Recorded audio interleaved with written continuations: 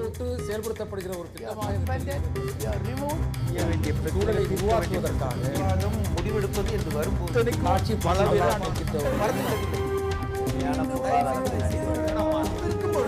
எதிர்த்து பேசிட்டு. வணக்கம். நேர்பட பேச்சு நிகழ்ச்சிக்கு உங்களை அன்போடு வரவேற்கிறோம். பீகாரின் முதலமைச்சராக நிதிஷ்குமார் மீண்டும் பதவியேற்றிருக்கிறார். மிகப்பெரிய அளவில் விமரிசையோடு அந்த விழா நடந்திருக்கிறது. தேசிய அளவில் தாக்கத்தை ஏற்படுத்தும் என்று தன்னுடைய வெற்றியை அவர் குறிப்பிட்டிருந்தார். அதற்கேற்ப காஷ்மீரினுடைய ஃபருக் அப்துல்லா, மேற்கு வங்க முதலமைச்சர் மம்தா பானர்ஜி, கர்நாடக முதலமைச்சர் சித்தராமையா, டெல்லி முதலமைச்சர் கெஜ்ரிவால், மார்க்சிஸ்ட் கம்யூனிஸ்ட் கட்சி, இந்திய கம்யூனிஸ்ட் கட்சி, திமுக என பல்வேறு கட்சிகளைச் சேர்ந்த தலைவர்கள் அங்கு கூடியிருக்கிறார்கள். பாட்னாவில் நடந்த ஒரு பதவி ஏற்பு விழா என்பது ஒரு மாநில முதலமைச்சர் மீண்டும் ஆட்சியை கைப்பற்றி அந்த பதவியை ஏற்கிறார் என்பதை கடந்து பாரதிய ஜனதா கட்சியை, பிரதமர் நரேந்திர மோடியை எதிர்க்கக்கூடிய தலைவர்களுடைய சங்கமமாக காட்சியளித்தது என்று சொல்லலாம். இந்த முயற்சி என்பது அகில இந்திய அளவில் வலுவான எதிர்க்கட்சி அணி ஒன்றுக்கு அடித்தளம் அமைக்கப்பட்டிருக்கிறதா என்ற கேள்வி எழுப்புகிறது. இப்படி வரக்கூடிய இந்த அணி என்பது நிலைத்திருக்குமா என்கிற கேள்வியும் கூடவே வருகிறது. விவாதிக்கலாம். நம்மோடு தமிழ் மாநில காங்கிரஸ் கட்சியின் திரு பீட்டர் அல்போன்ஸ், பாரதிய ஜனதா கட்சியின் திரு SR சேகர், பேராசிரியர் திரு ராமு மணிவண்ணன், பத்திரிகையாளர் திரு GC சேகர். வணக்கம். திரு பீட்டர் அல்போன்ஸ், தேசிய அளவிலான ஒரு புதிய அணி அப்படின்னு இதை சொல்லக்கூடிய அளவிற்கு ஏராளமான தலைவர்கள், முரண்பட்ட கருத்து நிலை, கொள்கை நிலையை கொண்டவர்கள் குழுமி இருக்கிறார்கள். அவர்களை இணைக்கக்கூடிய ஒரு புள்ளியாக இந்த நிமிடத்தில் இருப்பது பாரதிய ஜனதா கட்சியின் எதிர்ப்பு என்பது. ராகுல் காந்தியில் தொடங்கி பல்வேறு மாநில கட்சிகளுடைய தலைவர்கள் அங்கு சங்கமித்திருக்கிறார்கள். இந்த வெற்றி என்பது ஒரு மாநில சட்டமன்ற தேர்தலில் முடிந்து அந்த மாநிலத்தினுடைய ஆட்சி அதிகாரத்தில் இருப்பவர்கள் மீண்டும் வென்றிருக்கிறார்கள் என்பதை கடந்து ஒரு தேசிய முக்கியத்துவத்தை ஏன் பெறுகிறது, தேசிய அளவில் ஒரு புதிய அணி அமைகிறது என்பதற்கான அடித்தளம் இதை பார்க்க முடியுமா? அதாவது நீங்க குணசேகரன், நம்ம பீகார் தேர்தலுக்கு முன்பு அந்த தேர்தலுடைய முடிவுகள் வந்த அன்று முதல் நாள் அன்று காலையிலெல்லாம் நம்முடைய தொலைக்காட்சியிலேயே, புதிய தலைமுறை தொலைக்காட்சியிலேயே நாம் இந்த கருத்தை மிக விரிவாக வாதித்திருக்கிறோம். அதிலே ஒரு கருத்தை நாம் ஏற்கனவே இந்த தேர்தல் முடிவுகளுக்கு வரும் முன்னரே சொன்னோம். பீகாரில் பாரதிய ஜனதா கட்சிக்கு எதிரான ஒரு தேர்தல் முடிவு வரும் என்று சொன்னால் அது இன்றைய இந்திய அரசியலினுடைய போக்கை மாற்றி அமைக்கக்கூடிய சக்தி வாய்ந்த தேர்தல் முடிவாக இருக்கும் என்று சொன்னோம். இந்த பீகார் தேர்தலுக்கு 2-3 மாதங்களுக்கு முன்பு இந்தியாவில் நடந்த நிகழ்வுகள் என்பது இந்தியாவில் என்கிற ஒரு தத்துவத்தினுடைய அடித்தளமான சகிப்புத்தன்மை, மதச்சார்பற்ற அரசியல், சமூக நீதி, எல்லோரையும் உள்ளடக்கிய பொருளாதார வளர்ச்சி போன்ற பல்வேறு தத்துவங்களுக்கு மிகப்பெரிய அச்சுறுத்தலை தரக்கூடிய சம்பவங்கள் தொடர்ந்து நடந்தன. ஒரு ஜனநாயக நாட்டிலே பெரும்பான்மை ஆள வேண்டும், சிறுபான்மை வாழ வேண்டும். ஆனால் சிறுபான்மை மக்கள் மத்தியிலே எப்பொழுது பார்த்தாலும் ஒரு பதட்டமும் ஒரு அச்சமும் இருக்கின்ற வகையிலே பாரதிய ஜனதா கட்சியினுடைய மத்தியிலே இருக்கின்ற அமைச்சர்கள், RSS இயக்கத்தினுடைய தலைவர்கள், அவர்கள் பேசிய வார்த்தைகள், அவர்கள் தாழ்த்தப்பட்ட ஒடுக்கப்பட்ட சமூகங்களை அவர்கள் சுட்டிக்காட்டிய விதம், அவர்கள் பயன்படுத்திய கொச்சையான வார்த்தைகள் இந்திய அரசியலுடைய எதிர்காலத்தையே ஒரு சவாலுக்கு அழைப்பதை போன்ற ஒரு தோற்றம் இருந்த காரணத்தினால் பீகார் சட்டமன்ற தேர்தல் ஒரு சட்டமன்ற தேர்தல் என்பதை விட ஒரு அகில இந்திய அரசியலின் போக்கையே மாற்றி அமைக்கின்ற ஒரு மிகப்பெரிய வரலாற்று முக்கியத்துவம் வாய்ந்த ஒரு ஜனநாயக நிகழ்வு என்கிற தோற்றத்தை பெற்றதை யாரும் மறுக்க முடியாது. அது இன்று நடந்திருக்கிறது. நீங்கள் சொன்னது போல நிதிஷ்குமார் இன்று இந்த பாரதிய ஜனதா RSS இயக்கத்தினுடைய கருத்தியலினுடைய எதிர்ப்பு இயக்கத்தின் மைய புள்ளியாக மாறி இருக்கிறார். பீகார் மீண்டும் ஒரு முறை இந்திய வரைபடத்தில் மதச்சார்பற்ற அரசியலை மையப்படுத்துகின்ற அரசியல் புள்ளியாக உருவாகி இருக்கிறது என்பதை மறுக்க முடியாது. அந்த வகையிலே இந்த பீகார் சட்டமன்ற தேர்தலினுடைய முடிவுகளை மதச்சார்பற்ற அரசியல் நம்பிக்கை கொண்டவர்கள், ஜனநாயக மரபுகளின் நம்பிக்கை கொண்டவர்கள், எல்லோரையும் உள்ளடக்கிய பொருளாதார வளர்ச்சி, சமூக நீதி போன்றவற்றில் நம்பிக்கை உள்ளவர்கள் மனப்பூர்வமாக வரவேற்க வேண்டிய தேர்தல் முடிவு இந்த தேர்தல் முடிவு. பீட்டர், நீங்க சொல்றதுல 2 கட்டங்கள்ல முரண்பட வேண்டி இருக்கிறது. நீங்க என்னதான் சொன்னாலும் நிதிஷ்குமார் மைய புள்ளியாக மாறி இருக்கிறார் அப்படின்னு சொன்னாலும் அவர் கட்சி குறைந்த எண்ணிக்கையில் வென்று லாலு பிரசாதுடைய கட்சியுடைய தயவுல ஆட்சி நடத்தக்கூடிய நிலைமையில் இருக்கிறது. காங்கிரஸ் கட்சி வாக்கு அடிப்படையில் அகில இந்திய அளவில் இரண்டாவது பெரிய கட்சியாக இன்றைக்கு இருக்கிறது. எனவே காங்கிரஸை தள்ளிவிட்டு காங்கிரஸ் இல்லாமல் ஒரு நான் காங்கிரஸ் பிளாட்ஃபார்ம் ஒன்று உருவாவதற்கான வாய்ப்பு எங்கே இருந்து வருகிறது? மையப்புள்ளியாக நிதிஷ்குமார் வருகிறார் என்று சொன்னால் அதை எப்படி புரிந்து கொள்றது? அவருக்கு பீகாரை தாண்டி அவர் எந்த களத்தில் அவர் தடம் பதிக்க முடியும்? அதாவது நீங்க சொல்லுகிற லல்லு யாதவினுடைய கட்சிக்கு இன்னைக்கு முகம் இல்லை, அவர்களை முனைப்படுத்துகின்ற ஒரு முனைப்பான தலைமை இல்லை. இன்னைக்கு லல்லு 10 ஆண்டுகள் எந்த தேர்தலிலும் போட்டியிட முடியாத சூழ்நிலையில் இருக்கிறார். அவருடைய கட்சியிலே இந்த மத்திய இந்த அமைச்சரவை பங்கேற்றதில் நாம் பார்க்கிறோம். யாருக்கு தலைமை பொறுப்பு கிடைக்கிறது என்று சொன்னால் எ பொலிட்டிக்கல் கிரீன் ஹார்ன் என்று சொல்வார்கள். அரசியலிலே எந்த விதமான அனுபவமும் இல்லாத முதல் முறையாக சட்டமன்றத்திற்கு தேர்ந்தெடுக்கப்பட்டிருக்கின்ற லாலுவினுடைய இரண்டாவது மகனைத்தான் இந்த அவர்கள் அடையாளப்படுத்தி இருக்கிற காரணத்தினால் நிதிஷ்குமாரை தவிர வேறு யாரையும் முன்னிறுத்த முடியாத ஒரு அரசியல் சூழ்நிலை அடுத்த 5 ஆண்டுகள் பீகாரில் நிலவும் என்பதிலே தங்களுக்கு எந்த விதமான சந்தேகம் வேண்டாம். இரண்டாவதாக லல்லு யாதவனுடைய கட்சி அதிகமான இடத்திலே வெற்றி பெற்றாலும் கூட தேர்தலுக்கு முன்பே நிதிஷினுடைய பெயரை சொன்னால்தான் வெற்றி என்கிற அளவிலே அந்த நிதிஷினுடைய அவருடைய இமேஜ், அவருடைய ஆளுமை, அவருடைய சாதனைகள், அவர் பொது வாழ்க்கையிலே தன்னை நடத்தி கொண்ட அந்த நேர்மை, தூய்மை, எளிமை போன்ற அற்புதமான தத்துவங்கள் குடும்பத்தை தள்ளி நிற்க செய்து குடும்பத்திலிருந்து தன்னை மட்டும் தனியாக கொண்டு வந்து மக்கள் மத்தியிலே நிறைப்படுத்தி இருக்கிற அந்த மிகப்பெரிய தியாக உணர்வெல்லாம் பீகார் மக்கள் மத்தியிலே வலுவாக சென்றடைந்திருக்கின்றன. பீகார் மக்கள் மத்தியில் மட்டுமல்ல, தேசம் தழுவிய அளவிலே கூட நிதிஷ்குமார் அவர்களுக்கு இன்று மக்கள் அவரை ஒரு மாற்று தலைமையாக உற்று பார்க்கக்கூடிய அளவிற்கு அவருடைய ஆளுமை இன்று உருப்பெற்றிருக்கிறது என்பதிலேயும் நமக்கு மாற்று சிந்தனை இருக்க முடியாது. காங்கிரஸ் கட்சியை பொறுத்தவரை அவர்கள் 24 இடங்களில் 27 வெற்றி பெற்றிருக்கலாம். ஆனால் அவர்கள் இன்று பீகாரிலே ஒரு 5வது நிலையான அரசியல் கட்சியாகத்தான் இருக்கிறார்கள். இன்று வட மாநிலங்களிலே உத்தரப்பிரதேசம், ராஜஸ்தான், மத்திய பிரதேசம் போன்ற மாநிலங்களிலே அவர்களுக்கு இருக்கிற அரசியல் செல்வாக்கு, தென் மாநிலங்களிலே ஆந்திரா, கர்நாடகா போன்ற மாநிலங்களிலே, கேரளா போன்ற மாநிலங்களிலே காங்கிரஸ் கட்சிக்கு தொடர்ந்து வருகிற சரிவு, இந்திய அளவிலே இடதுசாரிகள் ஏற்றுக்கொள்ளாத, காங்கிரஸை ஏற்றுக்கொள்ளாத ஒரு சூழ்நிலை, மமதாவை போன்றவர்கள் காங்கிரஸை பின்தள்ளி நிதிஷ்குமார் போன்ற ஒருவரை அவர்கள் ஆதரிக்கின்ற சூழ்நிலை, இவைகளெல்லாம் நிதிஷ்குமாருக்கு காங்கிரஸை விட ஒரு அதிகமான முக்கியத்துவத்தை தந்திருக்கிறது என்பதையும் ஒரு அரசியல் நோக்கம் என்கிற முறையிலே நான் சுட்டிக்காட்ட கடமைப்பட்டிருக்கிறேன். பேசலாம். பீட்டர் அல்போன்ஸ் அவர்கள் சொல்ற கருத்து, பீகார் தேர்தல் முடிவு ஒரு தேசிய முக்கியத்துவம் வாய்ந்தது, தேசிய அளவிலான ஒரு ஆளுமையாக அவர் வளர்ந்திருக்கிறார் நிதிஷ்குமார் அப்படின்ற பார்வை முன்வைக்கிறார். அது அவர் கவனத்தை பெற்றிருக்கிறார் அப்படின்ற அளவில் அதை ஏற்கலாம். இதுல சொல்றது ஒரு மதச்சார்பற்ற அரசியல் அப்படின்ற ஒன்றுக்கான மைய புள்ளியாக ஒரு நம்பிக்கை நட்சத்திரமாக அவர் இருக்கிறார். அவரை சுற்றி மற்றவர்கள் அணிதிரள்வதற்கான வாய்ப்பு இருக்குன்னு சொல்றார். இது பிஜேபிக்கு எதிராக தேர்தல் முடிந்த பிறகு நரேந்திர மோடி ஒரு மிகப்பெரிய வெற்றியை பெற்ற பிறகு எதிர்க்கட்சிகள் சோர்ந்து போயிருந்த நேரத்தில் இவர்களுக்கு கடந்த ஜனவரி பிப்ரவரியில் கிடைத்த டெல்லி தேர்தல் வெற்றி, அதற்கு பிறகு பீகார் வெற்றி அப்படின்றது ஒரு எதிர்க்கட்சிகளுக்கு பெரிய ஊக்கம் தரக்கூடிய ஒன்றாக மாறி இருக்கு அப்படின்னு சொல்லலாம். இல்லை, இது ஒரு ஆறுதல் உங்களுக்கு. இவர்கள் தோல்வியை மட்டுமே பார்த்து கொண்டிருந்தவர்களுக்கு ஒரு தூரத்தில் தருகின்ற ஒரு விளக்கு. அதனால் இதை போற்றித்தான் ஆக வேண்டும், பாராட்டித்தான் ஆக வேண்டும், கொண்டாடித்தான் ஆக வேண்டும். இதற்கு எவ்வளவு தூரத்துக்கு விளக்கங்கள் சொல்லி இதற்கு என்னென்ன காரணிகளினாலே இது பெற்றிருக்கிறது, ஆக மொத்தம் ஒரு 56 விஷயங்களிலே நாங்கள் முன்னணியில் இருக்கிறோம் என்று சொல்லிக் கொள்ளுகிறதுக்கு. ஏன்னு கேட்டால் மாட்டுக்கறி அங்கே பேசப்பட்டது, மதவாதம் பேசப்பட்டது, பல்வேறு விஷயங்கள் பேசப்பட்டது, எதுவுமே இல்லைன்னு ஆகிப்போச்சு. இருக்கக்கூடியது அரித்மெட்டிக் 1. இந்த கட்சி கூட்டணி சேர்ந்தார்கள், ஜெயித்திருக்கிறார்கள்.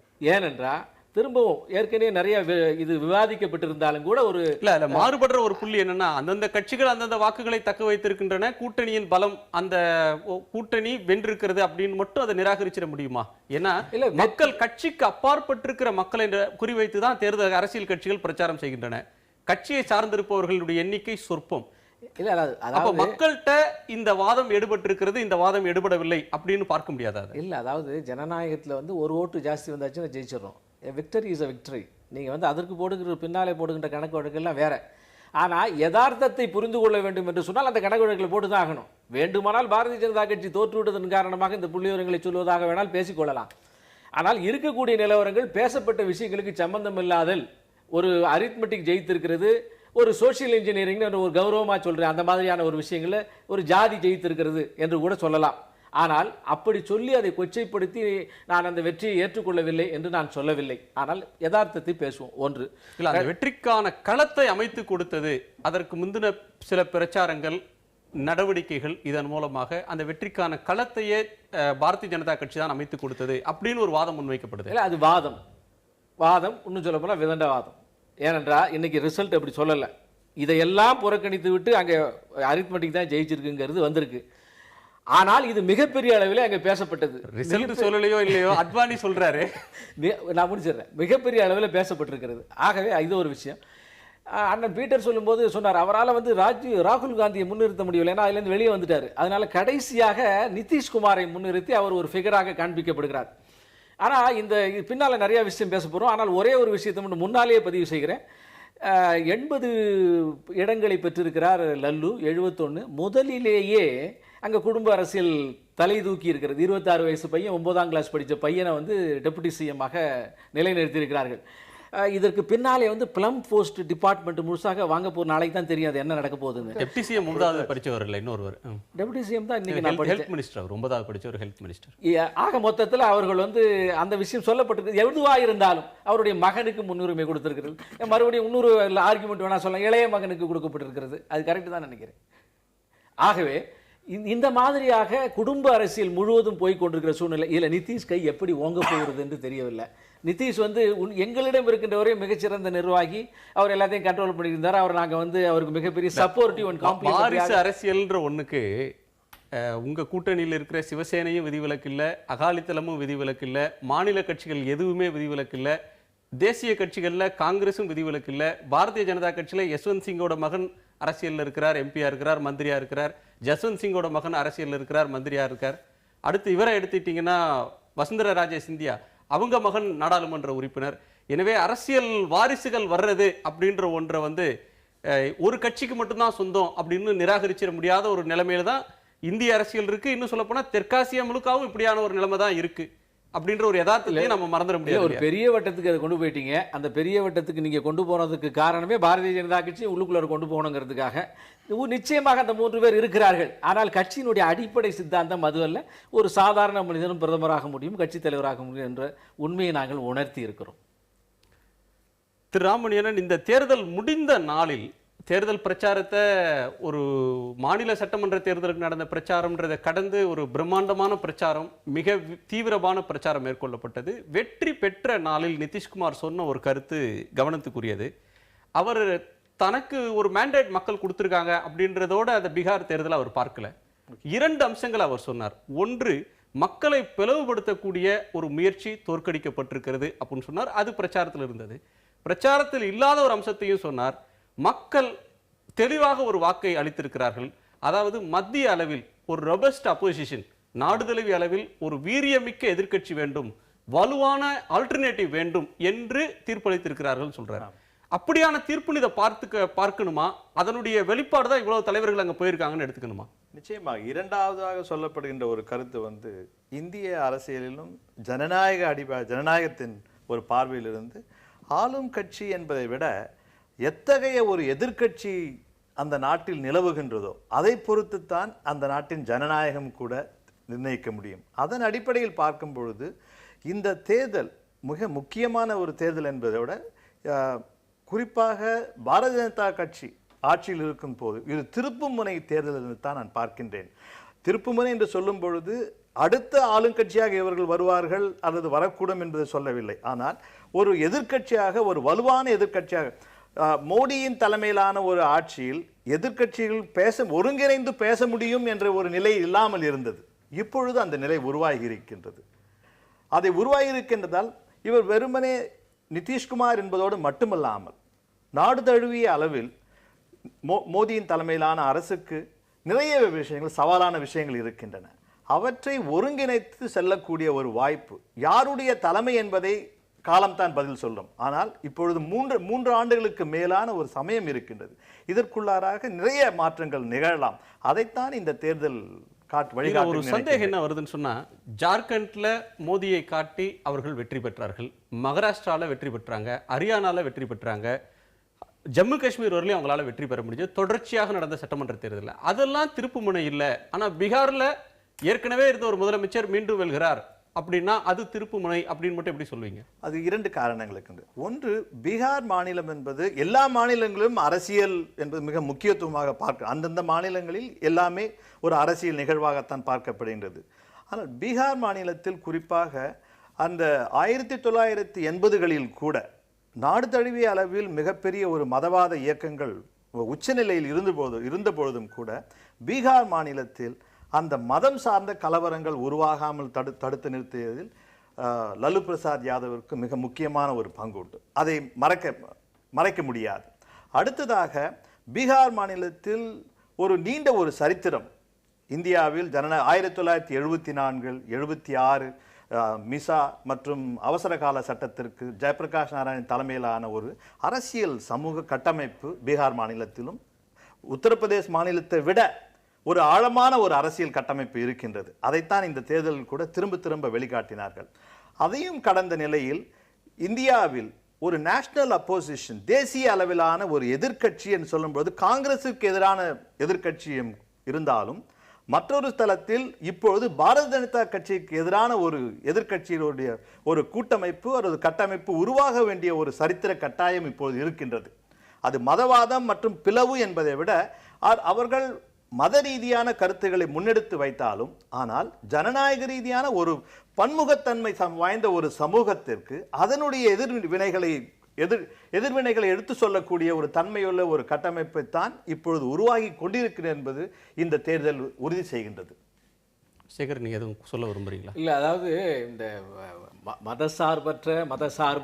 மதசார்பற்றங்கிறது அதை நம்ம வந்து எந்த வகையில் எடுத்துக்கொள்ளணும்னு தெரியல. அதாவது குறிப்பாக மெஜாரிட்டி மெஜாரிட்டி மதத்துக்கு ஆதரவாக போனால் அது மதசார்புள்ள தன்மை, மைனாரிட்டி மதத்துக்கு ஆதரவாக போனால் அது மதசார்பற்ற தன்மை என்கின்ற ஒரு சூழ்நிலை உருவாக்கப்பட்டிருக்கிறது.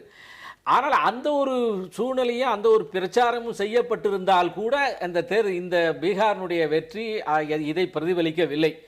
1971 காங்கிரஸினுடைய தலைமையில் பிஜேபியும் சேர்ந்து காமராஜருடைய தலைமையில் மிகப்பெரிய கூட்டணி 27 கட்சி அந்த மாதிரியான கூட்டணி ஏற்பட்டது. ஆனால் மேசிவ் காங்கிரஸ் ஒன்றுமே செய்ய முடியவில்லை.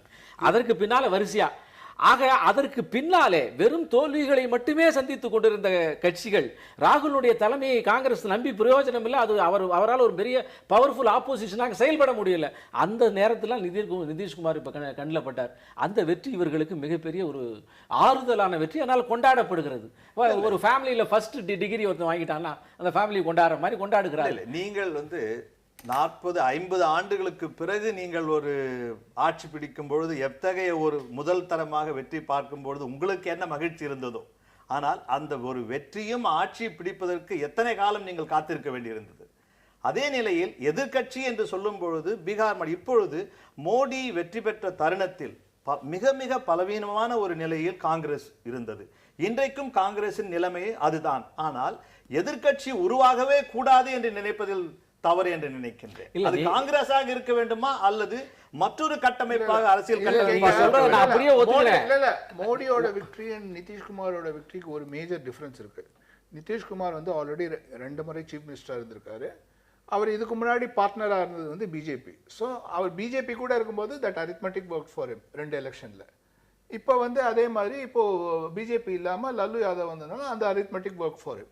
ஸோ அதனால் இந்த யுஃபோரியா, இவர் சொல்கிற அந்த கொண்டாட்டம், இந்த யுஃபோரியாங்கிறது எதனால வந்திருக்குன்னா, இந்த அப்போசிஷன்லாம் நிதிஷ்குமாரை ஒரு மையப்புள்ளியாக பார்க்குறாரு பீட்டர் சொல்கிறது எதனால வந்திருக்குன்னா, அதுக்கு முக்கிய காரணம் the weakening of the Congress. ஏன்னா காங்கிரஸ்க்கு ஒண்ணுமே நேஷனல் ரோல் இருக்குமா அப்படிங்கிற ஒரு சந்தேகம் வந்ததனால தான் அவங்க நிதிஷ்குமாரை ஒரு அப்போசிஷனை யுனைட் பண்ணக்கூடிய ஒரு பர்சன். காஷ்மீர்ல ஆரம்பிச்சு திருவனந்தபுரம் வரையிலும் கட்சி அமைப்பு கட்டமைப்பு இருக்கிற ஒரு பெரிய கட்சியா காங்கிரஸ் தான இருக்கு. காங்கிரஸ் நீங்க நெகேட் பண்ணிட்டு இல்ல அதுதான் நான் சொல்றேன். காங்கிரஸ் அந்தந்த ஸ்டேட்ல பவர்ஃபுல்லா இருக்கலாம், பட் அவங்களோட சென்ட்ரல் லீடர்ஷிப் அதை நேஷனல் லெவல்ல அவங்க மோடியை எதிர்க்கக்கூடிய சக்தி இருக்கா காங்கிரஸ்க்குன்னா அது இல்லை. அதை இன்னும் அந்த கான்ஃபிடென்ஸை ராகுல் காந்தி முதல்ல காங்கிரஸ்காரங்களுக்கே கொடுக்கல, அதுக்கப்புறம் தான் அவர் மற்ற பொதுமக்களுக்கும் கொடுக்கல. ஸோ அப்படி ஒரு சுச்சுவேஷன் இருக்கும்போது தான் அவங்க இப்போ காங்கிரஸ் இப்போ ஒரு விதத்தில் அது நல்லதுமே. ஏன்னா இந்த காங்கிரஸ் வந்து ப்ரீ இந்திரா காந்தி டேஸ்க்கு முன்னாடி you had powerful chief ministers. அந்த மாதிரி ஒரு சிச்சுவேஷனுக்கு வந்துட்டு இருக்குது. That is good. கர்நாடகாவில் ஒரு சித்தராமையா இருக்காரு. பேராசிரியர் சொன்னதுல ஒரு முக்கியமான ஒரு அம்சம் வந்து, ஒரு இன்றைக்கு இருக்கிற மத்திய அரசாங்கத்துக்கு ஒரு வலுவான எதிர்க்கட்சி தேவை அப்படின்ற சரித்திர காலகட்டத்தில் இருக்கிறோம் அப்படின்ற ஒரு பார்வையை அவர் முன்வைக்கிறார். அப்படியான ஒரு தேவை இன்னைக்கு இருக்கா? அவ்வளவு தூரம் ஒரு ஆளுங்கட்சி எந்த செக் இல்லாம போயிட்டு இருக்கு, அதற்கான எந்த தடுப்பு அவங்களுக்கு ஆல்ரெடி ராஜ்யசபால ஒரு மேஜர் செக் இருக்கு, அது இல்லைன்னு நம்ம சொல்ல மாட்டேன். அப்புறம் அதே மாதிரி சுப்ரீம் கோர்ட் லெவல்ல இப்போ ஒரு செக் வந்திருக்கு, அதுவும் இல்லைன்னு சொல்ல மாட்டேன். Media is a major check. ஏன்னா ஆளுங்கட்சிக்கு அகேன்ஸ்டா 80% ஆஃப் த மீடியா ஆளுங்கட்சிக்கு, அதுவும் டெலிவிஷன் மீடியா அகேன்ஸ்டா தான் இருக்கு. ஸோ இந்த 3 செக் இருக்கு உங்களுக்கு, இல்லாம இல்லை. பட் அது இவர் அதாவது அடுத்த எலெக்ஷன் பொது தேர்தல் லோக்சபா தேர்தல் வரதுக்கு 3 வருஷம் இருக்கு. அந்த 3 வருஷத்துக்குள்ள நிதிஷ்குமார் யாரெல்லாம் இணைக்கணும்னு பாருங்க. வெஸ்ட் பெங்கால்ல அவர் வந்து மம்தாவையும் கொண்டு வரணும், காங்கிரஸையும் கொண்டு வரணும், லெஃப்டையும் கொண்டு வரணும். அது நடக்கக்கூடிய விஷயமா இல்லை. முலாயம் சிங்கையும் மாயாவதியும் யூபியில் கொண்டு வர முடியாது. இந்த இன்ஃபேக்ட் அவர் முலாயம் சிங் அவருக்கு சம்பந்தி வேற லாலு பிரசாத் யாதவுக்கு. பட் அவரே இன்னைக்கு வந்து இதுல ஸ்வேரிங் இன் செரமனில கலந்துக்கல. சோ அந்த லெவலுக்கு அவங்களோட ஈகோ கிளாஷ் நடந்துட்டு இருக்கு. சோ அதனால 6 மாதத்துக்கு முன்னாடி நிதிஷ்குமாரும் லாலுவும் ஒன்றாக சேருவார்களா, ஒன்றாக சேர்ந்து ஒரு மேடையில சந்திக்க முடியுமா, ஒரு கூட்டணி அமையுமா அப்படின்னு ஒரு கேள்வி இருந்தா, இந்த கூட்டணியை காங்கிரஸ் கூட இருக்கும் அப்படின்னு ஒரு கேள்வி யாராவது எழுப்பியிருந்தா அது வாய்ப்பே இல்லை அப்படின்ற ஒரு மாதிரி தான் பேசி இருந்திருப்போம். அரசியல்ல எந்த மாதிரியான கூட்டணிகள் தேவை அப்படின்றது வரலாறு தான் தீர்மானிக்குது, அன்றைய காலகட்டம் தான் தீர்மானிக்குது, தேவைதான் தீர்மானிக்குது. அந்த லல்லு பிரசாதும் முலாயமும் இருந்த கூட்டணி உருவாகக்கூடிய அவங்க எல்லாம் கட்சியே ஒரே கட்சி சேர்க்கிற மாதிரி இருந்து, இந்த தேர்தல் பீகார் தேர்தல்ல எல்லா கட்சிக்கும் சீட் பிரிவினையிலே அவங்களுக்கு 2 பேருக்கு டிஃபரன்சஸ் வந்து முலாயம் தனியா இல்ல போட்டி போட்டாரு, அங்கேயே நடக்கலையா? அது சரி, முலாயம் தனியா போனதுக்கு வேற என்ன காரணங்கள், வேற என்ன லெவரேஜ் இருந்தது அப்படின்றது ஒரு ஆய்வுக்குரிய ஒன்று. மாநில கட்சிகள் வந்து திடீரென்று தங்களுடைய முடிவுகளை மாற்றிக்கொள்வதற்கு, ஏன்னா நாடாளுமன்றத்தில் எதிர்த்து பேசிவிட்டு கடந்த காலத்துல மன்மோகன் சிங் அரசாங்கத்துக்கு நம்பிக்கையில்லா தீர்மானம் வரும்போது வாக்கெடுப்புல ஆதரிச்சு வாக்களித்ததுல மாயாவதியும் வாக்களிச்சு இருக்கிறாங்க, முலாயம் சிங்கும் சேர்ந்து வாக்களிச்சிருக்கிற அந்த விசித்திரத்தை எல்லாம் நம்ம பார்த்திருக்கிறோம். ஒரு இடைவேளைக்கு பிறகு நம்ம பேசலாம். குறிப்பாக பேச வேண்டியது எதிர்க்கட்சிகள் வலிமை பெற்றிருப்பது அப்படின்ற ஒன்று நாடாளுமன்றத்தில் எப்படிப்பட்ட தாக்கத்தை ஏற்படுத்தும் அடுத்து வரக்கூடிய ஒன்றுல. அடுத்து மாநில சட்டமன்றங்களில் நடக்கக்கூடிய தேர்தல்கள், தமிழ்நாடு உட்பட அசாம் வரையிலும் நடக்கிற தேர்தல்களில் இந்த வலுவான கூட்டணி, எதிர்க்கட்சி கூட்டணி அப்படின்ற ஒன்றுக்கு எந்த அளவுக்கான சாத்தியக்கூறுகள் இருக்கின்றன அப்படின்றதை விவாதிக்கலாம். திரு பீட்டர் அல்போன்ஸ், தேர்தல் வெற்றி அப்படின்ற ஒன்று பீகார்ல தமிழ்நாட்டில் சாத்தியமாகாத ஒன்று. கடந்த 20-25 ஆண்டுகளாக ஒரு முறை வென்றவர்கள் மறுமுறை வெல்ல முடியாத ஒரு நிலைமை தான் தமிழ்நாடு கேரளால இருக்கு. ஆனா பீகார்ல அடுத்தடுத்து வரக்கூடிய நிலைமை இருக்கு. இதே மாதிரியான வேறு சில மாநிலங்களையும் உதாரணம் சொல்ல முடியும். ஓட்டுக்கு பணம் கொடுக்காம ஜெயிச்சிருக்காங்க அப்படின்றது இன்னொரு சிறப்பாக அது இருக்கு. இந்த தேர்தல் வெற்றிக்கு பிறகு அணிதிரளக்கூடிய எதிர்க்கட்சிகள் புதிய அணி உருவாகுதா அப்படின்ற கேள்விகளை ஏற்படுத்தக்கூடிய ஒரு நிலைமையில இந்த அணி தேசிய அளவிலான தாக்கத்தை ஏற்படுத்துறதுன்றது இன்னமும் 3.5 ஆண்டு காலம் இருக்கிறது. நாடாளுமன்ற தேர்தலுக்கு உடனடி தாக்கம் என்பது வரக்கூடிய நாடாளுமன்ற குளிர்கால கூட்டத்தொடர். நாடாளுமன்றத்தில் எதிர்க்கட்சிகள் சேர்ந்து ஒத்த குரலில் பொது பிரச்சனைகளில் ஒன்றுபட்டு நிற்பார்களா அப்படின்ற ஒன்று உடனடி தாக்கத்தை ஏற்படுத்தக்கூடிய ஒன்றா இருக்கும். இன்னொன்று அடுத்த ஆண்டு நடக்கக்கூடிய, இன்னும் 6 மாதத்தில் நடக்கக்கூடிய மாநில சட்டமன்ற தேர்தல்கள். இதுல மாநில கட்சிகள் தான் பெரிதும் ஒரு பிரதானமான பங்கை வகிக்கக்கூடிய நிலைமையில இதுல எதிர்க்கட்சி ஒற்றுமை அப்படின்றது என்ன மாதிரியான தாக்கத்தை ஏற்படுத்துறதுக்கு வாய்ப்பு இருக்கு? அதாவது இது முதல்ல பாத்தீங்கன்னா நாடாளுமன்றத்தில் வந்து பாரதிய ஜனதா கட்சி வந்து ஒரு ஒரு பெரும்பான்மை திமிர், அதாவது எங்களிடம் வந்து பெரும்பான்மை இருக்கிறது, எதிர்க்கட்சிகளிடம் ஒற்றுமை இல்லை, ஆகவே நாங்கள் நினைத்ததை எப்படி வேண்டுமானாலும் செய்ய முடியும் என்கிற அந்த ஒரு ஜனநாயக ஆணவம் இருந்ததை யாரும் மறுக்க முடியாது. அதே நேரத்தில் பிரதமர் மோடிக்கு வந்து பாராளுமன்ற நடவடிக்கைகளிலே நம்பிக்கை இல்லாமல், அதை அவர் ஏதோ ரொம்ப கேஷுவலா அதை டீல் பண்ணி, அவர் முக்கியமான வாதங்களிலே கூட வராமல், பாராளுமன்றத்தை சந்திக்காமல், பாராளுமன்றத்திற்கு மீறி தனக்கு ஒரு அதிகாரம், ஒரு அங்கீகாரம் இருப்பது போலவும் அதை வைத்து இந்த நாட்டை ஆள முடியும் என்பதை போன்ற ஒரு தோற்றத்தை ஏற்படுத்தியிருந்தார். இன்னொரு கோணம் என்னவென்றால், பீகார் தேர்தலிலே ஒரு வெற்றி பெறுவதன் மூலம் இந்த ராஜ்யசபாவினுடைய எண்ணிக்கைகளை மாற்றி அமைப்பதற்கான முதல் கட்டத்தை அடைந்து விடுவோம் என்கிற ஒரு நம்பிக்கையும் அவரிடம் இருந்தது. இது இரண்டுமே இந்த தேர்தல் மூலம் சிதைந்திருக்கிறது. முதலில் மோடிக்கு வந்து he has been shown his right place. ஒரு ஜனநாயக நாட்டில் ஒரு பிரதமர் எப்படி இருக்க வேண்டும், அவர் வந்து ஏதோ வாரிசு உரிமையாக ஆட்சி படத்தை ஏற்றவர் அல்ல, இல்லை நிரந்தரமாக ஆள்வதற்கான உரிமையை பெற்றவர் அல்ல, மக்கள் என்கிற அங்கீகாரம் தந்திருப்பதன் காரணமாகவே இருக்கிறார் என்பதை இன்று பீகார் தேர்தல் அவருக்கு உயர்த்தி இருக்கிறது. ஆகவே எதற்கெடுத்தாலும் மோடி, என்ன நடந்தாலும் மோடி, வெற்றிக்கு காரணமே மோடி என்று சொல்லி வந்தவர்கள் இன்று மாற்றி வாசிக்க ஆரம்பித்திருக்கிறார்கள். இனிமேல் அது ஒரு தனிநபருக்கு அது சொந்தமல்ல. ஒரு தனிநபர் ஜனநாயகத்தில் முன்னிலைப்படுத்த கூடாது. அது வெற்றியோ தோல்வியோ அனைவரும் ஏற்றுக்கொள்ள வேண்டும் என்கிற ஒரு மனமாற்றத்தையே இந்த பாரதிய ஜனதாவுக்கு தந்து மோடி மோடி என்று பேசியவர்கள் இந்த நண்பர் சேகர் கூட சொல்கிறார் அல்லவா, இந்த பாரதிய ஜனதா கட்சி அப்படி கட்சி அல்ல, அது ஒரு கூட்டு தலைமை என்று சொல்லுகின்ற அவர்களை மீண்டும் நினைவூட்டுகின்றதை இந்த பணி இந்த தேர்தல் செய்திருக்கிறது. எதிர்கட்சிகளுக்கு இனிமேல் வலுவாக நாடாளுமன்றத்திலே வாதிட முடியும் என்கிற நம்பிக்கையை தந்திருக்கிறது. அந்த வகையிலே பாராளுமன்றத்தினுடைய நடவடிக்கை அதனாலதான் நீங்க வந்து கவர்மெண்ட் வந்து ஒரு ரீகான்சிலேட்டரி அப்ரோச் எடுத்திருக்கிறாங்க. இன்னைக்கு வந்து வெங்கையா நாயுடு வந்து ஆல் த வே அவர் போயிருக்கிறாரு. அருண்ஜேட்லி போய் சோனியா காந்தி அம்மையாரை பார்க்கிறார், ராகுல் காந்தியை பார்க்கிறார். எதிர்கட்சி தலைவர்களை எல்லாம் இந்த பாரதிய ஜனதா கட்சி தாங்கி அவர்களை அரவணைத்துக் கொண்டு அவர்கள் மூலமாக மாற்றங்களை ஏற்படுத்த வேண்டும் என்ற மனமாற்றம் வந்திருப்பதே பீகார் தேர்தல் தந்திருக்கிற ஒரு பாடம் என்பதை ஒத்துக்கொள்ள வேண்டும்.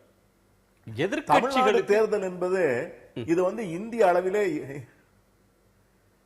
ஒரு ஒரு ஒரு ஒரு எங்கேயுமே இல்லாத ஒரு சூழ்நிலை தமிழ்நாட்டில் இருக்கு. ஏன்னா தமிழ்நாட்டில் வந்து நீங்க நிதிஷ்குமார் பாத்தீங்கன்னா அவருக்கு 117 சிட்டிங் சீட் அவருக்கு.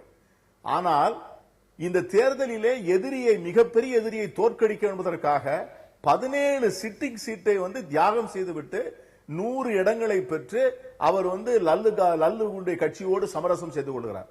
லல்லு என்ன பண்ணுகிறார் என்று சொன்னால், அவருடைய மனைவி முதலமைச்சராக இருந்தவர், அவர் வந்து ஒரு மிகப்பெரிய வாக்கு வங்கியை வைத்திருக்கிறார்.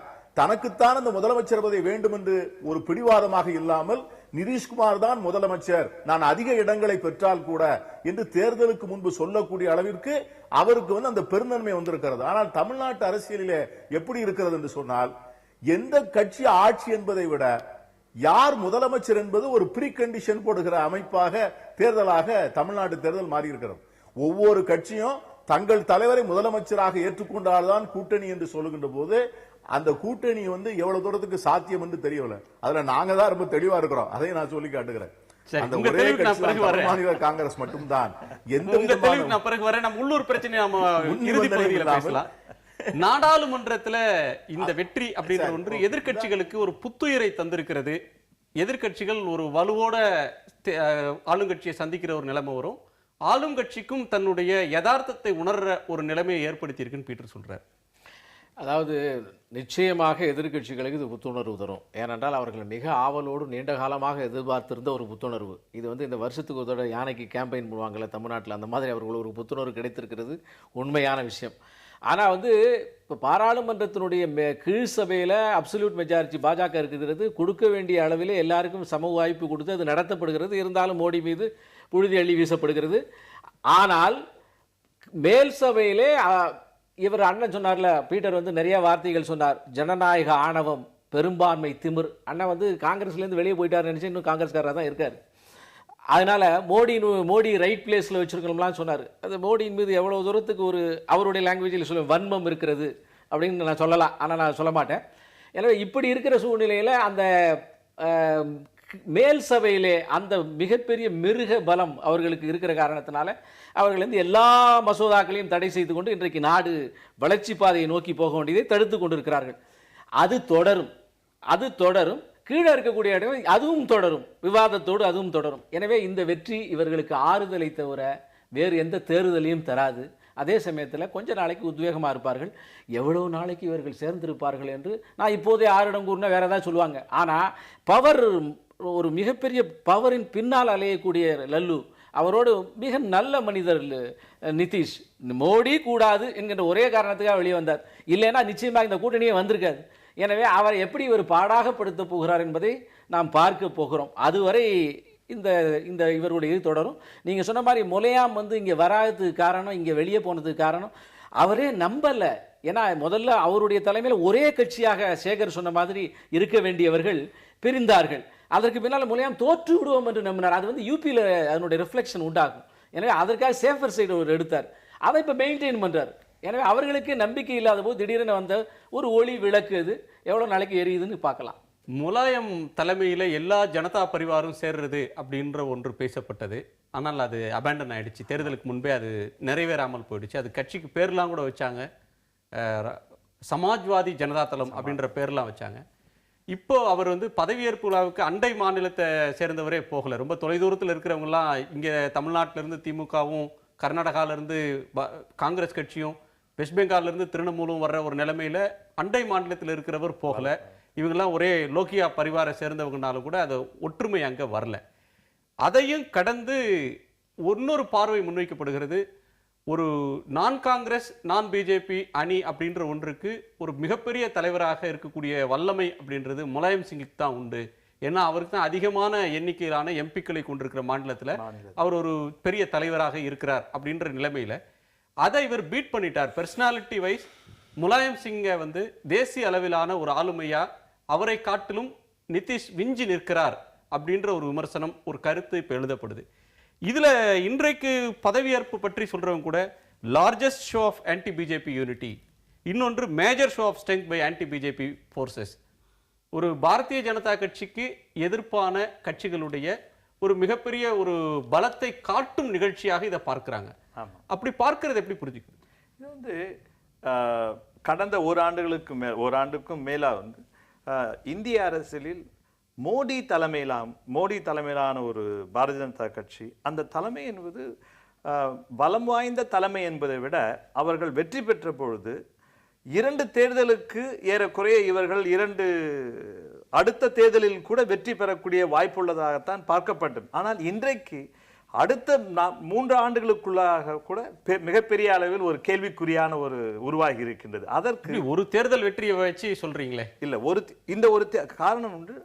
அடிமட்டத்தில் 10 ஆண்டுகளுக்கு 20 ஆண்டுகளுக்கு மோடி தான் பிரதமர் அப்படின்னு தேர்தல் சொல்லப்பட்ட ஒரு தலைவர்களே சொன்னது உண்மை. ஆனா நீங்க பீகார் தேர்தல் வெற்றி அல்லது பீகார் தேர்தல் மட்டுமே கிடையாது. காரணம் என்னவென்றால் நீங்கள் வளர்ச்சி, அவர் சொன்னதெல்லாம் வந்து டெவலப்மெண்ட், வளர்ச்சி, வியாபாரம், பொருளாதாரம் இவற்றை பற்றி முன்வைத்துத்தான் மோடி என்ற ஒரு அடையாளம் பரவலாக காண்பிக்கப்பட்டது. பிறகு அதற்கு உள்பிரமம் சொல்லப்படுகின்ற உள்புறத்தில் இருந்து அமித்ஷா போன்றவர்கள் அவர்களுடைய வியூகம் பார்க்கும் பொழுது ஜாதி மதம் ரீதியான மற்றும் மத ரீதியான உணர்வுகள் இவற்றை பரவலான ஒரு தேசிய அளவில் காணப்பட்டது.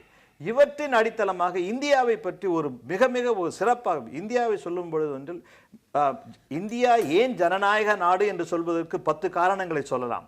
ஏன் ஜனநாயக நாடு இல்லை என்பதற்கும் 10 காரணங்களை சொல்லும்போது, ஏன் என்று சொல்லும் பொழுது ஜனநாயகம் இந்த நாட்டில் மக்கள் இந்த பன்முகம் என்று சொல்லப்படுகின்ற ஒரு அரசியல் கலாச்சாரத்தை இது மோடியாலோ அல்லது பாரதிய ஜனதா கட்சியாலோ எந்த ஒரு மத ரீதியான அடையாளம் கொண்ட கட்சிகளால் கூட வென்றெடுக்க முடியாது. ஆதலால் இந்த எதிர்க்கட்சி என்பது இந்திய சமூக அரசியலில் ஒரு ஆழமான ஒரு இயற்கையான ஒரு எதிர்ப்புத்தன்மை. அந்த எதிர்ப்புத்தன்மை இவர் சொல்லப்படுகின்ற நிதிஷின் மூலமாகவோ அல்லது முலாயம் சிங்கின் மூலமாகவோ நாளை ஏன் தென்னகத்திலிருந்து தென் மாநிலங்களிலிருந்து கூட ஒரு புதிய தலைமை நம்ம இப்பொழுது இவர்தான் தலைமை என்று சொல்லும் பொழுது ஏதோ ஒரு குதிரையை அதன் மேல் நாம் மிகப்பெரிய ஒரு பேராசையை வைப்பது போலாகும். ஆனால் எங்கிருந்தாலும் இந்தியாவில் எங்கிருந்தாலும் இத்தகைய ஒரு பன்முகத்தன்மையுடைய அரசியல் உருவாகத்தான் செய்யும். இதுதான் இயற்கை. இந்திய அரசியலின் இந்தியா என்பது மிகவும் பழமை. இவங்களுக்கு ஒரு நீங்க சொல்றத பார்க்கிறப்ப மோடி ஒரு அசைக்க முடியாத ஆளுமையாக, ஒற்றை ஆளுமையாக பாரதிய ஜனதா கட்சியினுடைய தரப்புல முன்வைக்கப்பட்டார். நாடாளுமன்ற தேர்தலில் பிரதமர் வேட்பாளர் முன்வைத்து அவரை முன்வைத்ததில் மிகப்பெரிய வெற்றி அந்த கட்சி குவித்தது. இப்ப அவருக்கு இணையான ஒரு ஆளுமையை தேடுறப்ப நிதிஷ்குமார் கிடைச்சிருக்கிறாரு, இன்னும் சிலர் பேர் கூட வரலாம் அப்படின்னு நினைச்சு அதுக்கு இணையான ஆளுமையை தேடுற முயற்சியாகத்தான் இதை பார்க்க முடியுது. நீ அதுக்கு ஒரு உதாரணத்தை எடுத்துக்கொள்ளுங்கள். நீங்கள் அத்வானி ஒரு காலத்தில் பாரதிய ஜனதா கட்சியில் அடுத்த பிரதம மந்திரி, அவர்கள் உப பிரதம மந்திரியாக இருந்த போதும் மிக முக்கியமான ஒரு கட்சியிலும் ஆட்சியிலும் மிக உயர்ந்த ஸ்தானத்தில் பார்க்கப்பட்டவர். அந்த ரத யாத்திரை என்று சொல்லப்பட்டதற்கு பிரதானமாக வாஜ்பாய் கூட அந்த ரத யாத்திரையில் முக்கியத்துவம் கிடையாது, ஆனால் அத்வானிக்கு உண்டு. அத்தகைய ஒரு அத்வானியின் தலைமையிலான ஒரு கட்சியிலிருந்து அடுத்த கட்டத்திற்கு போகும்போது தேர்தல் வியூகத்தில் அவர்களுக்கு மோடியின் அடையாளம் தேவைப்பட்டது. அந்த மோடியின் அடையாளம் என்பது குஜராத் என்ற ஒரு மாநிலத்தினுடைய அதனுடைய பொருளாதார முன்னேற்றம் ஓராண்டுகளாக நான் ஒரு கேள்வி கேட்கின்றேன். இந்த ஒரு மோடி அவர்கள் பிரதம மந்திரியாக வந்த பொழுது குஜராத்தின் வளர்ச்சியை பற்றி யாருமே பேசுவதில்லை. குஜராத் மாநிலத்தை ஒரு அடையாளமாக நீங்கள் சொல்வதே கிடையாது. பிரதமரான பிறகு ஆனால் நீங்கள் அதை சொல்ல வேண்டிய அவசியம் இல்லை என்று கூட சொல்லலாம். ஆனால் ஒரு மாநிலம் இத்தகைய ஒரு முன்னோடியாக இருந்த மாநிலம் பிறகு அந்த மாநிலத்தை பற்றி எந்தவித உபகரணங்களையும் சொல்லாமல் பிறகு தேசிய அளவில் பொருளாதார முன்னெடுப்புகள் நடக்கும் பொழுது இதை பரவலாக பகிர்ந்து கொண்டதாக எந்த ஒரு விவாதங்களும் கிடையாது. ஏதோ ஒரு மிக பெரும் முதலாளிகளுக்காக இந்த ஒரு விவாதம். அது குஜராத் மாடல் ஆஃப் குரோத்தா பீகார் மாடல் வளர்ச்சி அப்படின்றதுக்கு உள்ள வேறுபாடு வந்து அந்த பீகார் மாடல் வளர்ச்சியினால் தான் நிதிஷ் அவர்கள் இந்த அதே நீங்கள் ஒரு மாநிலத்தின் அடையாளம் வளர்ச்சி என்று சொல்லும் பொழுது அதை மையமாக வைத்து இன்றைக்கு வேறு வித பொருளாதார இதுவும் கடந்து இந்தியாவின் சமூக அரசியல் கட்டமைப்பில் இயற்கையிலேயே ஒரு பன்முகத்தன்மை கொண்ட ஒரு நாடு. இது எந்த ஒரு மத ரீதியாகவும் வேறொரு அடையாளம் கொண்டு ஒருமுகத்தன்மை கொண்ட அரசியல் உருவானால் அதற்கு ஒரு எதிர்ப்பு என்பது 1974 அடிப்படையில் சொல்றது மோடியுடைய ஆளுமை அப்படின்ற ஒன்று அசைக்க முடியாததாக இன்னும் பல தேர்தல்களில் இருக்கும் அப்படின்னு சொல்லப்பட்ட நம்பிக்கையை கணிப்பை இப்ப இந்த தேர்தல் முடிவுன்றது கேள்விக்குறியாகி இருக்கிறது. அதுதான் இந்தியாவின் அரசியல் தன்மை அப்படின்ற ஒரு பார்வையை முன்வைக்கிறார். அதற்கான விளக்கத்தை நீங்களும் சொல்றதுக்கு முன்னாடி ஒரு இடைவேளைக்கு போயிட்டு வந்துடும். சேகர், நீங்க பதில் சொல்லணும். இப்போ அண்ணன் ராமு மணிவண்ணன் வந்து ஒரு நல்ல விஷயத்தை சொன்னார். அதாவது பன்முகத்தன்மை கெடாமல் போக வேண்டும் என்கின்ற அவருடைய உணர்வுகளை என்னாலே புரிந்து கொள்ள முடிகிறது. அந்த உணர்வுகள் நல்ல உணர்வுகள். ஆனால் அந்த உணர்வுகளுக்கு பின்னாலே என்ன நினைத்து சொல்லுகிறார் என்கின்ற உணர்வு மெஜாரிட்டி சமூகத்துக்கான ஒரு நியதி, மைனாரிட்டி சமூகத்துக்கான ஒரு நியதி. மதசார்பற்ற தன்மை என்பது மைனாரிட்டி சமூகத்துக்கு மட்டுமே, மெஜாரிட்டி சமூகத்துக்கு அல்ல என்கின்ற ஒரு விதத்தை பேசப்பட்டு அதற்காக இந்த பன்முகத்தன்மையை பற்றி தான் குறிப்பிடப்பட்டு வந்திருக்கிறது. இதுவரை பன்முகத்தன்மை இந்த நாட்டின் பிரிக்க முடியாத தன்மை, இந்த நாட்டு மக்களுடைய இரத்தத்தோடு கலந்த தன்மை. அதை குறிப்பிடுவதன் மூலமாக அது உடைந்து விட்டதாக அர்த்தமல்ல, அது யாருக்கும் சொந்தமல்ல. இன்னும் சொல்ல போனால் நான் வெளிப்படையாகவே சொல்கிறேன், இந்த நாடு இந்த இந்திய கலாச்சாரம், அதாவது இவர்கள் சொல்லுகின்ற இந்துத்துவா கலாச்சாரத்திலே ஊறி திளைத்ததினாலே அது வலுவாக இருக்கின்ற வரை பன்முகத்தன்மை இந்த நாட்டை விட்டு போக முடியாது. இரண்டாவதாக, பிரதமராக குஜராத்திலே அவர் இருக்கின்ற குஜராத் பற்றி பேசப்பட்டது பிரதமருக்கு பின்னாலே பேசப்படவில்லை. இன்று அத்தனை மாநிலங்களினுடைய வளர்ச்சியை நோக்கி போகின்ற விஷயத்துல அது அந்த காலத்திலே பேசப்பட்டது, இப்போது இல்லை. அந்த வளர்ச்சிக்குள்ள போக வேண்டாம், அது நிறைய நம்ம டிபேட் பண்ணலாம். அதனால அதுக்கு நான் போகல. மோடியினுடைய ஆளுமை தன்மையில எந்த கேள்விக்குறியும் இல்லை. ஒரு மாநிலத்தினுடைய தோல்வி ஒரு ஆளுமை தன்மையை மாற்றி விடாது. அடுத்த தன்மை வந்தோட மறுபடியும் இதே ஊடகங்களும் இதே செய்தியாளர்களும் ஆளுமை தன்மையை பத்தி நம்ம பேசுறோம். இப்போ எல்லாரும் இப்போ திடீர்னு இப்போ நிதிஷ்குமாரோட ஆளுமை தன்மையை பத்தி பேச ஆரம்பிச்சிருக்கோம். ஸோ மோடியை அடுத்த பிரைம் மினிஸ்டர் கேண்டிடேட்டா சேலஞ்ச் பண்ணக்கூடிய ஆளுமை அவருக்கு இருக்குன்னு எல்லாரும் சொல்றாங்க. நான் கேட்குறேன், அப்படி நிதிஷ்குமார் ஒரு பிரைம் மினிஸ்டரியல் அப்போசிஷன் கேண்டிடேட்டா எமர்ஜ் ஆகிறதுக்கு காங்கிரஸ் அலோவ் பண்ணுமா அப்படிங்கிறத நம்ம இந்த கேள்வியை பார்க்கணும். இல்லாட்டி அவரும் ஒரு தேவகவுடா போலையோ இல்லாட்டி ஒரு ஐக்கிய குஜராத் போலையோ காங்கிரஸால் கடைசி நிமிஷத்தை காலை வாரி விடக்கூடிய சந்தர்ப்பம் தான் நடக்கணும். அதுக்கு இன்னும் நிறைய தேர்தல் தமிழ்நாடு நான் எதுக்கு சொல்றேன், அடுத்த மேல நடக்கிற தமிழ்நாடு, கேரளா, மேற்கு வங்கம், பஞ்சாப், அதற்கு பிறகு நடக்கிற உத்தரப்பிரதேச தேர்தல்கள், இந்த மாநிலங்கள்ல நடக்கிற தேர்தலுடைய முடிவுகள்லாம் இதை தீர்மானிக்கிறதுக்கு ஒரு காரணியாக இருக்கும். அது இப்பவே நம்ம நான் சொல்றேன். அதாவது நேஷனல் எலெக்ஷன் வரும்போது காங்கிரஸ்க்கு சில ஸ்டேட்ஸை பவர் லூஸ் பண்றதை பத்தி கவலைப்படாது. உத்தரப்பிரதேஷ்ல 20 வருஷமா அவங்க இல்ல, பீகார்ல 20 வருஷமா இல்ல, தமிழ்நாட்டில் 67 அவங்க இல்லை, அதை பற்றி அவங்க கவலைப்படலை. பட் சென்டரில் அவங்க எப்போதுமே அவங்க தன்னோட ஆட்சி இருக்கணுங்கிறத அவங்க ரொம்ப ரொம்ப இதுவாக இருந்திருக்காங்க. நீங்கள் அதை நீங்கள் மறக்காதீங்க. வேற ஏதாவது ஒரு ஆட்சி வந்ததுன்னா, அதுவும் காங்கிரஸோட சப்போர்ட்டோடு இருக்கக்கூடிய ஒரு ஆட்சி தான் அங்கே வந்துச்சுன்னா, அந்த ஆட்சியும் ரொம்ப நாள் இருக்காது, நிலைக்காது. அதுக்கும் நம்ம சந்திரசேகர் கவர்மெண்ட்டாக இருக்கட்டும், அதுக்கப்புறம் தேவகவுடா ஒரு குஜராத் இந்த கவர்மெண்ட்டாக இருக்கட்டும். ஸோ காங்கிரஸோட அணுகுமுறை ஒரு நேஷனல் எலெக்ஷனில் வரும்போது தபால் மாறும். இப்போ பீகாரில் அவங்க நிதிஷ்குமார் அங்கே பீகாரில் இருக்கிற வரைக்கும் அவங்க சந்தோஷமாக இருப்பாங்க. எப்போ அவர் டெல்லிக்கு ஷிஃப்ட் ஆகிறாங்கன்னு தெரிஞ்சோ அப்போ காங்கிரஸோட அப்ரோச்சும் மாறும். அதை நம்ம ஞாபகம் வச்சுக்கணும். அதனால அதே மாதிரி நீங்க இப்ப ஸ்டேட் எலெக்ஷன் காங்கிரஸுக்கு நிதிஷ்குமாரை முன்னிலைப்படுத்த வேண்டிய அவசியமோ, ஒரு அன்னைக்கு முதலமைச்சர்ன்ற ஒன்றுக்கு அவங்க ஏற்றுக்கொள்ளலாம், பிரதமர்ன்ற ஒன்றுக்கு அவங்க ஏற்றுக்கொள்ளணும்ன்ற அவசியம் என்ன இருக்கு அப்படின்ற ஒரு கேள்வி வருது. பீட்டர் குறிப்பிட்டார். திருப்பீட்டர்.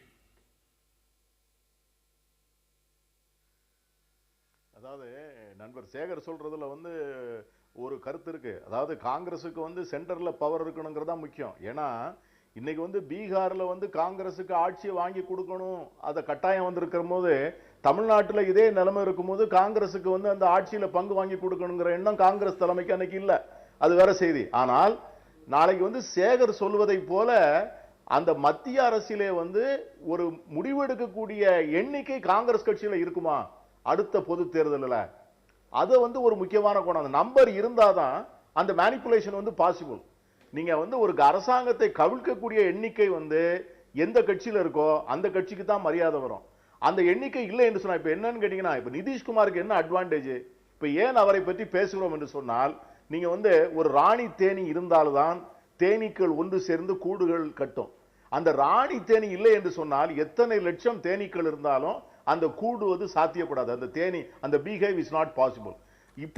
ராணி தேனியாக ஏன் காங்கிரஸை பார்க்க முடியாது என்ற கேள்வி வருது. வெறும் 40 நாடாளுமன்ற தொகுதிகள் இருக்கிற பீகார்ல இருந்து ஒரு பிரதமர் வேட்பாளர் வரலாம் அப்படின்னா, நீங்க முலாயம் சிங் கட்சி, மம்தா கட்சி, தமிழ்நாட்டில் இருக்கக்கூடிய கட்சிகள், மற்ற எல்லா கட்சிகளையும் ஒப்பிட்டீங்கன்னாலும் ஒரு சிங்கிள் லார்ஜஸ்ட் பார்ட்டியா வரக்கூடிய வாய்ப்பு, அதிக எண்ணிக்கை கொண்ட எம்பிக்களை கொண்ட கட்சியா வரக்கூடிய வாய்ப்பு இன்னைக்கும் காங்கிரஸுக்கு தான் இருக்கிற ஒரு சூழல் தான் இந்தியாவில் இருக்குன்னு நான் நினைக்கிறேன். நீங்க என்ன நினைக்கிறீங்க? அதை மறுத்தர முடியுமா? அதுல குணசேகரன் இப்பொழுது வந்து நீங்க பாருங்க, இப்போ வந்து எண்ணிக்கை வந்து முக்கியம் அல்ல. இப்பொழுது வந்து இன்னைக்கு வந்து இந்த தேர்தல்களில் நாம் கற்றுக்கொண்டிருக்கிற மிகப்பெரிய பாடம் என்னவென்று சொன்னால், யார் வந்து தலைமையில் உட்கார்ந்தால் மக்கள் ஏற்றுக்கொள்வார்கள் என்று சொன்னால் அவர்கள் ஒரு நரேந்திர மோடியை ஏற்றுக்கொள்ள தயாராக இருக்கிறார்கள், ஒரு நிதிஷ்குமாரை ஏற்றுக்கொள்ள தயாராக இருக்கிறார்கள். ஏன்? இவங்க ரெண்டு பேருக்கும் நீங்க சில ஒற்றுமைகள் இருக்கிறது. அதாவது ரெண்டு பேருமே வந்து பாத்தீங்கன்னா கரப்ஷன் பெரிய சார்ஜஸ் இல்ல, அவர்கள் மீது வழக்குகள் இல்ல, இரண்டு பேருமே வந்து கடின உழைப்பாளிகள், இரண்டு பேருமே குடும்பத்தை முன்னிறுத்தாதவர்கள். இப்பொழுது இந்திய மக்கள் வந்து இப்படிப்பட்ட தலைமைகளை தேடுகிறார்கள். ஆகவே பெரும்பான்மையான வாக்குகள் பலம், சமுதாய பலம், பண பலம், மீடியா செல்வாக்கு இருந்தால் கூட ஒரு தேர்தலில் போட்டி போடுவதற்கு ஒரு முகம் தேவைப்படுகிறது. அந்த முகம் எப்படிப்பட்ட முகமாக இருக்க வேண்டும் என்று சொன்னால் அது நிதிஷ்குமாரை போன்ற ஒரு முகமாக இருக்க வேண்டும் என்று ஜனங்கள் எதிர்பார்க்கிறார்கள், வாக்காளர்கள் எதிர்பார்க்கிறார்கள். அதுதான் நிதிஷ்குமாருடைய பலம். இப்ப நான் என்ன கேட்கிறேன், நண்பர் சேகர்ட்ட கேட்கிறேன், அடுத்த பிரதமர் தேர்தல், அதாவது இந்த 3 ஆண்டுகள் என்பது it is not a long time in politics. இந்த 3 ஆண்டுகள் தேவைப்படுகிறது. இந்த எதிரணியை சமைப்பதற்கு ஒரு மதச்சார்பற்ற அரசியல் தளத்தை அடிப்படையாக வைத்து இந்தியா தழுவிய ஒரு அரசியல் அணியை உருவாக்குவதற்கு 3 ஆண்டுகள் என்பது அற்புதமான வாய்ப்பு. அடுத்து 4 மாநில தேர்தல் வருகிறது. இந்த 4 மாநில தேர்தலிலே இந்த இப்பொழுது எடுத்திருக்கிற இந்த அணி வந்து இன்னும் புதிய வடிவம் பெறும். அதிலே பாரதிய ஜனதா, ஏன்னா மேற்கு வங்கம் வந்து ஒரு முக்கியமான தேர்தல், அங்கே வந்து மமதா பானர்ஜியினுடைய தலைமை மீண்டும் அங்கே நிலைநிறுத்தப்பட்டது என்று சொன்னால் அது பாரதிய ஜனதா கட்சிக்கு மிகப்பெரிய அடி. அதே போல தமிழ்நாட்டிலே இன்னைக்கு பீகாருக்கு போயிருக்கிற முன்னாள் துணை முதலமைச்சர் ஸ்டாலின் என்ன சொல்லியிருக்கிறார்? மதச்சார்பற்ற அரசியல் அரசு அமைய வேண்டும் என்று சொல்லியிருக்கிறார். ஆகவே தமிழ்நாட்டில் இருந்து மட்டுமல்ல இந்தியா முழுவதும் இருந்து வருகின்ற தலைவர்கள் அந்த ஒரு தளத்தை நோக்கி நகர்வது இந்த பீகார் தேர்தலின் மூலமாக உறுதி செய்யப்பட்டிருக்கிறது. அதனால காங்கிரசுக்கு வந்து அதற்கு உதவி செய்யக்கூடிய வாய்ப்பு கிடைக்கலாம். ஆனால் இல்ல, காங்கிரசுக்கு உதவி செய்யற வாய்ப்பு இருக்கா, இல்ல மாப்பிள்ளையா இருக்கணுமா, மாப்பிள்ளை தோழனா இருக்கணுமா அப்படின்ற ஒரு எந்த மாதிரியான ஒரு நிலைமை வரும்ன்றது இன்னும் 3 ஆண்டுகள் அதுக்கு நடக்கக்கூடிய சட்டமன்ற தேர்தல்கள் தான் முடிவு சொல்லும். நம்ம தமிழ்நாட்டுக்கு வருவோம். திரு பீட்டர் அவர்கள் சொன்னது மாதிரி ஸ்டாலின் இங்கே இருந்து பாட்னா போயிருக்கிறார், திமுக சார்பில் வாழ்த்து சொல்லியிருக்கிறார், மதவாத சக்திகளுக்கு எதிராக மதச்சார்பற்ற ஒரு அரசியலை தான் மக்கள் விரும்புறாங்க அப்படின்ற கருத்து சொல்றார். இதன் மூலமாக ஒரு ஊசலாட்டம் முடிவுக்கு வந்திருக்கிறது. திமுக பாரதிய ஜனதா கட்சி அணிக்கு போறதுக்கு இல்ல, வாய்ப்பு இல்ல, அந்த வாய்ப்புக்கு முற்றுப்புள்ளி வைக்கப்பட்டிருக்கிறது அப்படின்னு அதை புரிஞ்சுக்கணுமா? திமுக வந்து என்னைக்குமே பிஜேபி கூட போற மாதிரி ஒரு சிச்சுவேஷனே இல்லைங்க. அது நம்ம ஊர்ல எப்படி அந்த ஒரு இது வந்துச்சோ தெரியல. பட் டெஃபினட்டா அவங்க நீங்க இந்த ஆஃப்டர் 1999 2004 அதுக்கப்புறம் அவங்க வந்து பிஜேபி பக்கம் சாயிற மாதிரி எந்த ஒரு அறிகுறியும் இருக்கவே இல்லை. ஸோ அதனால் இப்போ ஸ்டாலின் போறனால உறுதி செய்யப்படாது. ஸ்டாலின் போனாலும் உறுதி செய்யப்பட்டிருக்கு. ஸ்டாலின் வந்து அங்கே பீகாரில் அமைஞ்ச மாதிரி தனக்கும் இங்கே கூட்டணி வேணும்னு சொல்லாமல் சொல்லியிருக்கார், அவ்வளோதான். ஸோ அதனால் மற்ற கூட்டணி கட்சிகளுக்கு செய்யக்கூடிய ஒரு சிக்னலாக தான் நம்ம அதை எடுத்துக்கணும். நம்ம பீகார் தேர்தல் முடிவை தமிழ்நாட்டோட பொருத்தி பார்க்கணும். ஒரு எதிர்க்கட்சி ஒற்றுமை அல்லது ஒரு கூட்டணி, மெகா கூட்டணி அப்படின்ற ஒன்றை பொருத்தி பார்க்கணும்னா நீங்கள் என்ன சொல்லுவீங்க? அது நான் அப்படி ஒரு மெகா கூட்டணி வந்து தமிழகத்தை பொறுத்தவரையில் வந்து பாராளுமன்ற தேர்தலில் இருந்து இன்றைய நிலையில் வந்து பாரதிய ஜனதா கட்சி வந்து ஒரு பெரும் வீச்சு அளவில் இருந்தது உண்மை. காரணம் என்னென்றால் தேசிய அளவில் மோடி தலைமையிலான அரசு மற்றும் அமித்ஷாவின் தொடர் விஜயங்கள் ஒரு ஊக்குவிக்கக்கூடிய நிலையில் கட்சி இருக்கத்தான் செய்கின்றது. ஆனால் அதை வைத்து அவர்கள் தமிழகத்தில் இருக்கின்ற கட்சிகளை ஒரு தங்களுடைய ஆளுமைக்குள் கொண்டு வர முடியும் என்ற ஒரு எண்ணத்தை அவர்கள் பாரதிய ஜனதா கட்சி கொண்டிருப்பதும் உண்மைதான். ஆனால் அத்தகைய ஒரு எண்ணம் தவறானது, அத்தகைய நிகழக்கூடியது அல்ல என்பதை இந்த தேர்தல் எடுத்து கூறுகின்றது. தமிழ்நாட்டில் உள்ள பிஜேபிக்கும் ஒரு சர்க்கிளை கொடுத்திருக்கு, அவங்களால அவங்க தலைமையில் அணி அமைக்க முடியாது அப்படின்ற பார்வை நீங்க முன்வைக்கிறீங்க. அது முன்பாக கூட அவர்கள் தலைமையிலான ஒரு அணி அமைய வாய்ப்பு கிடையாது. ஆனால் அத்தகைய ஒரு எண்ணம் எல்லாரும் வைத்துக் கொள்ளலாம். அந்த எண்ணத்தில் கூட இப்போது ஒரு சர்க்கிள். பீகார் தேர்தல் முடிவுகள் பாரதிய ஜனதா கட்சிக்கு எந்தவித செட்பேக்கும் இல்லை. ஏன்னால் ஏற்கனவே நாங்கள் அங்கே கூட்டணியிலே தான் இருந்ததை தவிர எங்களுடைய ஆட்சியில் இழப்பதற்கு ஒன்றுமில்லை. இது வந்து எதிர்க்கட்சிகளுக்கு தற்காலிகமான சந்தோஷம். தமிழ்நாட்டினுடைய இதில் இங்கேருந்து ஸ்டாலின் போயிருக்காருன்னு சொன்னால், ஸ்டாலின் வந்து ஏற்கனவே தான் முதலமைச்சர் என்பதற்காக ஒரு சுற்றுப்பயணம் போயிட்டு இருக்காரு. அதை மெயின்டைன் பண்ணணும். He has to maintain. அதற்காக அங்கே போயிருக்கார். அவர் அங்கே சுற்றி பார்க்க போயிருந்தாலும் சரி, மந்திரி சபைக்கு போயிருந்தாலும் சரி, அவர் அதை மெயின்டைன் பண்ணி தான் முதலமைச்சர் ரேஸில் இருக்குன்னு காமிக்கிறதுக்கு போயிருக்கார். மற்றபடி அங்கேருந்து ஒன்றுமே இங்கே நடப்பதற்கு வாய்ப்பே இல்லை. பாஜக அவனுடைய கூட்டணி வலுப்பெறும். இல்லை, நீங்கள் பாருங்க, நீங்கள் வந்து பாராளுமன்ற தேர்தல் மதிமுக, தேமுதிக, பிறகு பாமக இவற்றோடு நீங்கள் கூட்டணி வைத்திருந்தீர்கள். இப்பொழுது அந்த கூட்டணி இல்லை. அது உறுதியான அதில் எந்த ஒரு மாற்று கருத்தும் கிடையாது. அதே நிலையில் காங்கிரஸ் தலைமையிலான கூட்டணி, காங்கிரஸுக்கு கூட்டணியே கிடையாது இப்பொழுது. இந்த நிலையில் பார்க்கும்பொழுது நீங்கள் எவ்வாறு மகா கூட்டணி என்று சொல்லும்பொழுது மெகா கூட்டணி அத்தகைய வாய்ப்புகள் கிடையாது. அத்தகைய கூட்டணி அமைய வேண்டுமானால் இப்போது தமிழகத்தில் இருக்கின்ற பிரதான கட்சிகளோ அல்லது மூன்றாவது அணி என்று சொல்லப்படுகின்ற ஒரு இதன் சூழலில் தான் தமிழகத்தின் அரசியல் நிகழக்கூடும். பாராளுமன்ற தேர்தலுக்கும் முன்னாலேயும் இதே நிலைமை தான் நீடித்தது, பின்னாலே மாறியது, இப்பயும் நீடிக்கிறது, பின்னாலே மாறும். நன்றி. இது தற்காலிகமானதுன்ற கருத்தை நீங்க திரும்ப சொல்றீங்க. தற்காலிகமானதா நிரந்தரமானதை நம்ம தொடர்ந்து பார்க்கலாம், அடுத்து வரக்கூடிய நாட்களில் பார்க்கலாம். அறிவுக்கு வந்து கருத்துக்களை பகிர்ந்து மிக்க நன்றி. மீண்டும் சந்திப்போம். நன்றி, வணக்கம். எதிர்த்து பேசிட்டு